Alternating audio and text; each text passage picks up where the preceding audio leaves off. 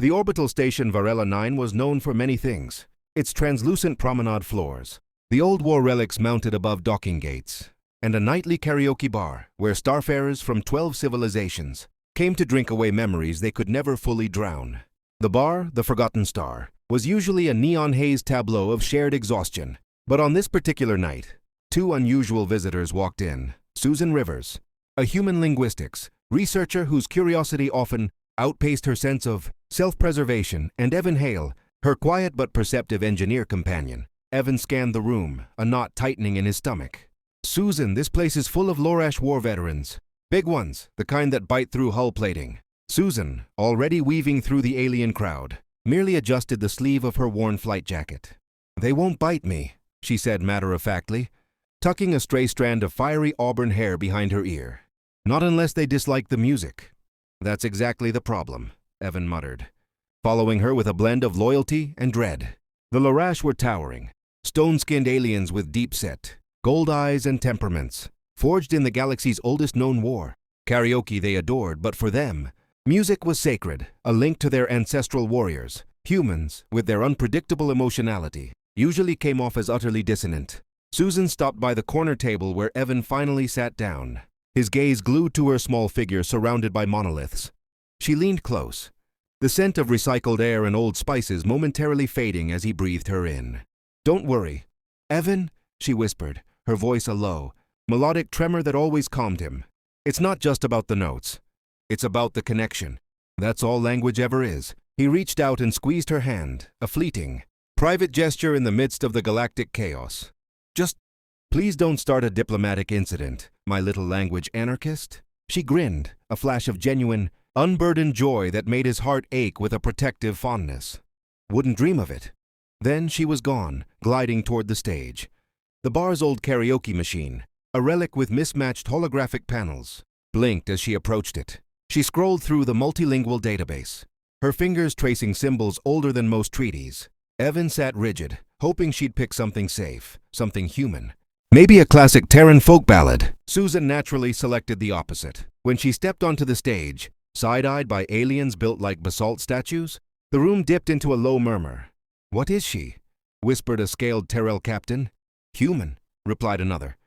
"But why is she up there?" The Terrell pressed. "Humans sing when they're happy or sad or bored or breathing."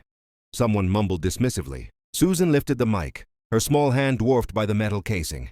The screen glowed with symbols, sharp, hooked glyphs that looked carved rather than printed. Lorashi, an ancient dialect that had died out millennia earlier, spoken only in war chants and funerary rites. The modern Lorash barely understood fragments of it. Susan, however, had spent 5 obsessive months studying it, captivated by the haunting poetry of its structure. The moment she sang the first note, Evan felt a sudden, electric stillness. It was a low, resonant, tremoring hum, almost a guttural drone, so deep it seemed impossible for a human throat to produce. Conversation died instantly. Every Lorash frill in the bar snapped upright. Evan felt a profound chill of premonition and wonder crawl down his arms. The second note rose in pitch, layered with harmonic overtones Susan had practiced until her voice was raw. The room vibrated. Glasses trembled. A distant table of reptilian traders froze mid-sip.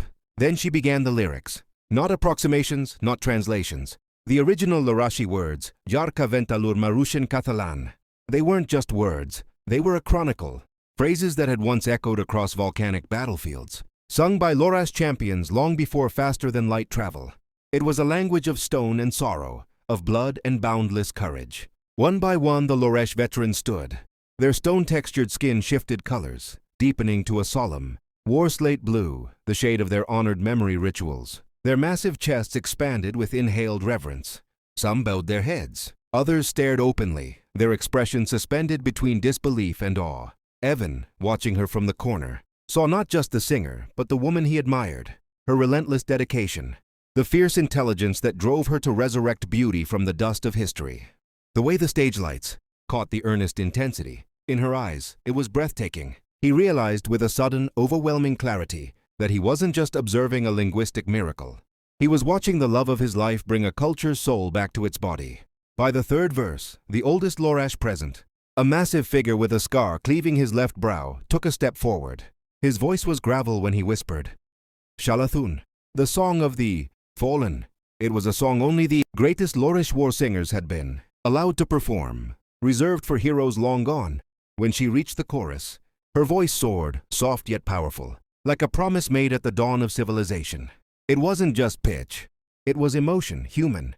Raw emotion channeled perfectly through an alien dead tongue. The Lorash veterans raised their right arms across their chests, fists over their heart plates. The Lorash Salute, a gesture given only to the worthy, to the honored, to the ones who carried their legacy. When the final vibrating note faded, dissolving into the silence, the room remained still for 5 long seconds. Then the old Lorash veteran struck his fist to his chest with a thunderous crack. The others followed, a rolling wave of sound like stone collapsing on stone. Evan didn't brace. He understood. It was a chorus of respect. The elder stepped forward, his gold eyes shimmering, fixed only on Susan. "Human," he rumbled, his voice trembling with an emotion Evan had never associated with the Lorash. "How do you know the dead tongue?" Susan lowered the microphone gently and gave a soft, respectful smile. "I study languages. I found fragments in a forgotten archive on Earth. I didn't want it to disappear forever. Every culture deserves to have its poetry heard." The veteran blinked, a gesture of profound astonishment. "That song, no Lorash under the current star cycle can sing it. Even we veterans know only echoes. Yet you," his voice cracked, "you honored our ancestors." He dipped his head, a bow no Lorash had given to a human in recorded history. "You have the heart of a war singer," he said, "and the courage of a blade strider." Evan choked on his drink. "Blade striders? The near mythical 11-foot armored champions?" "Yes," the Lorash replied simply. "Her spirit matches theirs." Susan's cheeks flushed, a deeper, softer pink than the neon lights. I just like old languages." The elder turned to the room, his voice gaining its warrior resonance. "Tonight we honor Susan Rivers, human of the dead tongue." The entire bar echoed his proclamation. Evan finally rose and walked toward her. The moment he reached her, ignoring the curious stares of the giants, he took her hand and lifted it to his lips, pressing a kiss into her knuckles. "I can't believe you just became a cultural icon by doing karaoke," he murmured, his eyes full of adoration and pride. She laughed softly, a nervous giggle mixed with genuine pleasure. "I told you they wouldn't bite me." "Yeah," Evan muttered, his thumb tracing a loving circle on her palm. "Because they are too busy worshipping you." "And you," he whispered, letting his gaze hold hers. "You are worth every moment of worship." The Lorash veterans began chanting Susan's name, slow, rhythmic, and ritualistic. The bartender offered them drinks on the house while a group of Terrell approached Evan. "Does she have a mate?" the Terrell asked tentatively. Evan slipped his arm securely around Susan's waist, pulling her gently against his side. "She does," he said, his voice firm and possessive. "And he's the one who gets to hear her sing when she thinks no one is listening." Susan leaned into him, her head resting on his shoulder, taking in the unexpected warmth, the impossible camaraderie. She had simply wanted to honor a language she found beautiful and forgotten. But sometimes in a galaxy filled with old wounds and older memories, honoring the past did more than revive history. It healed the living, bringing them together under the banner of a shared, beautiful sound. As the bar erupted into celebration, the elder Lorash raised his glass and declared, "Tonight humanity has earned a place in our stories, a place of honor." And far above Varela 9, the stars shimmered with ancient light, listening to a love story, the love of a human for a dying language, and the love of a man for the extraordinary woman who brought it back to life, a song they had not heard in thousands of years.